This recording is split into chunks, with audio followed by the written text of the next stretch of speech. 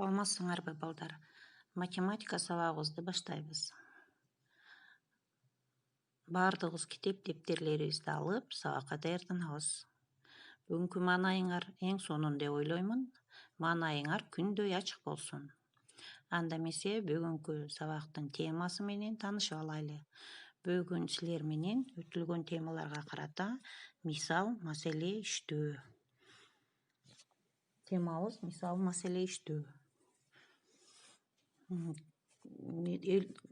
Темабызга мисал маселелерди аткарабыз, өз алдынча иштөөгө көнүгөбүз, туура, сулуу жазууга машыгабыз. 57 мисалды карагыла.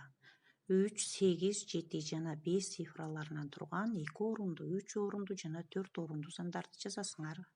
Улантабыз балдар. 58 мисалдарды салыштырып, чоң кичине барабар белгилерди коесуңар, өзүңөр сандарды түзүп жазасыңар. 59 мисалда томитмаларды аткарабыз. 99 санынан 9 менен 3-түн көбөйтүүсүн кемийт. Экинчиси да ушундай. 60 маселени аткарабыз. Саматтын 18 дептери болгон, карындашына теңин берген, инисине калганын. Самат бир тууганына канчадан дептер берген дейт. Демек 18-дин теңи дегенди 2-ге бөлөбүз. Анын чыкканын кайра 18-ге кемитсек, бир туугандарына канчадан дептер бергени келип чыгат. Үйгө тапшырма 61, 62 мисалдарды аткарып, мага жөнөтөсүңөр.